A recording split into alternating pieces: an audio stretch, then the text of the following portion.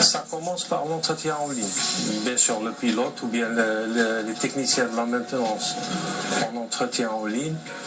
Il y a aussi un suivi qui se fait au niveau de l'engineering de la compagnie en suivi en ligne. Ils suivent les paramètres du moteur. Lorsque ça commence à se dégrader, donc il y a des limites que met le constructeur, il dépose le moteur et nous l'envoie.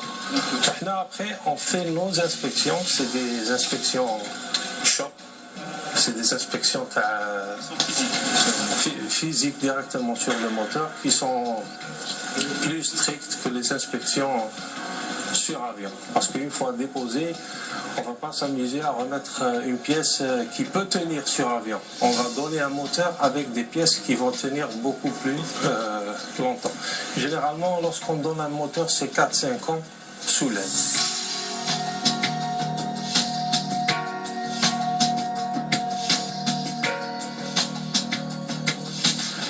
De cet atelier, on s'occupe surtout de la partie avionique de l'avion. La partie avionique, c'est-à-dire c'est la partie électronique. Tout ce qui se trouve au niveau de la soute électronique, les calculateurs, les computers, qui se trouvent au niveau de la soute électronique.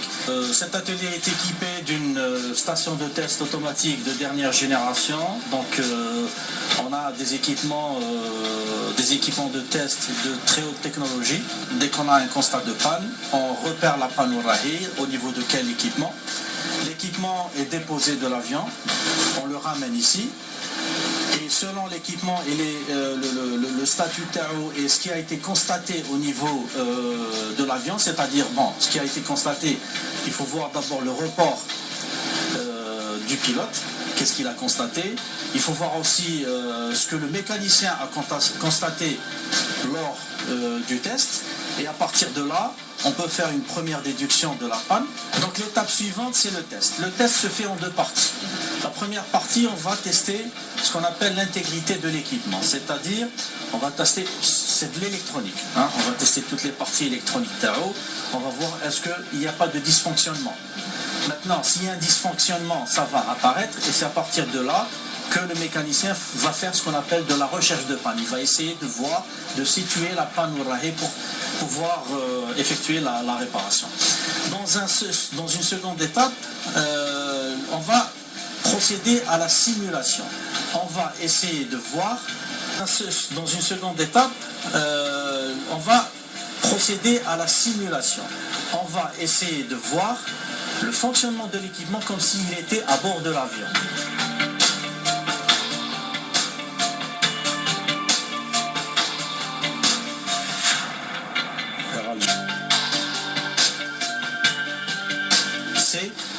C'est l'électronique computer. Donc c'est un équipement qui se situe au niveau du moteur et c'est lui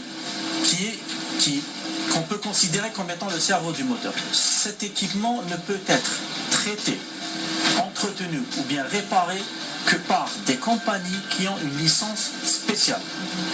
Pour avoir cette licence, pour Air Algérie, ça nous a demandé exactement 2 ans de travail.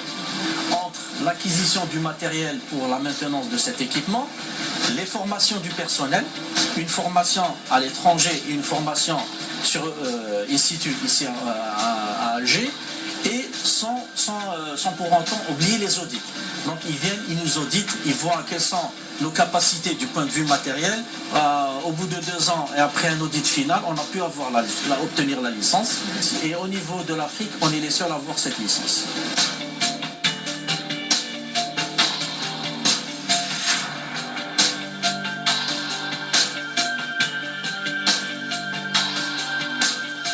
On se trouve actuellement à l'atelier CFM, qui est le moteur qui équipe les Boeing 737, 800 et 600 de Air Algérie.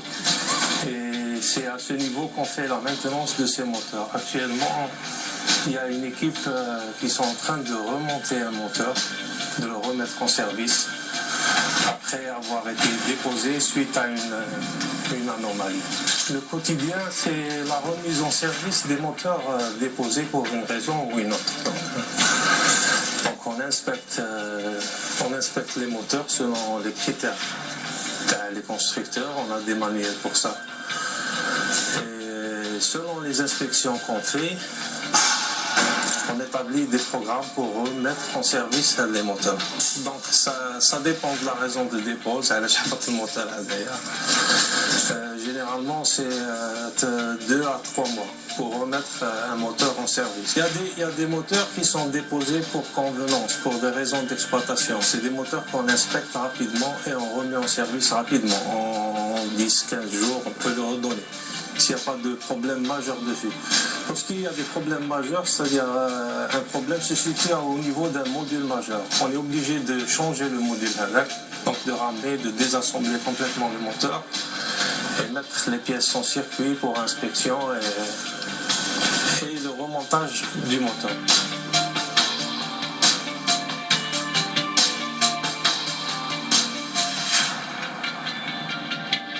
Nous sommes ici au niveau de l'installation centre essai moteur, qui représente la dernière étape du processus maintenance moteur.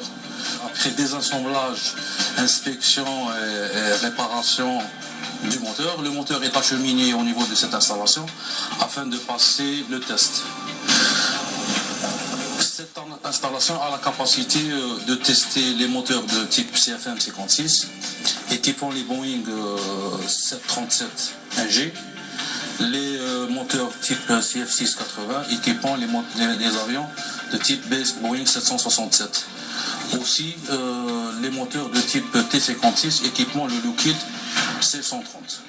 Prochainement, on aura intégré aussi le banc d'essai afin de tester les moteurs de type Pratt & Whitney équipant la flotte ATR.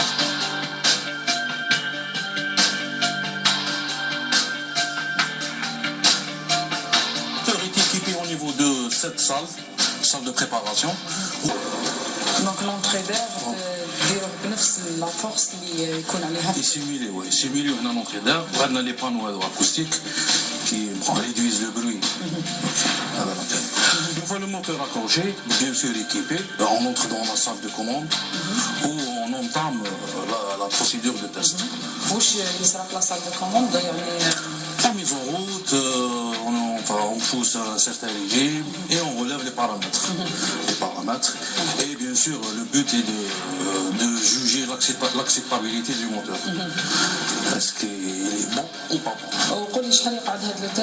Alors le test est en fonction de la nature des travaux. Donc يقدر يحكم نهار من يوم إلى 3 أيام. Une fois le moteur est prêt. Une fois le moteur est prêt, on le remet en service, en signant les documents appropriés et il est prêt à être installé sur avion. Parmi les options aéronautiques, à travers la modernisation des équipements, entre autres un des projets phares qui va se réaliser à moyen terme est la construction de l'extension de la nouvelle base de maintenance. En parallèle, donc, il y a des projets de développement sur la partie moteur et sur la partie équipement afin de maîtriser les coûts de sous-traitance. Et ça rentre toujours dans le plan de modernisation et de développement de l'activité maintenance.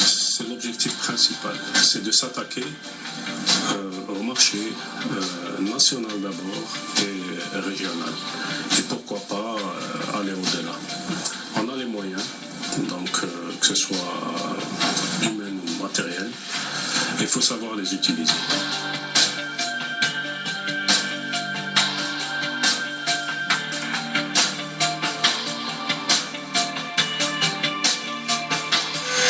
بعد يوم كامل قضيناه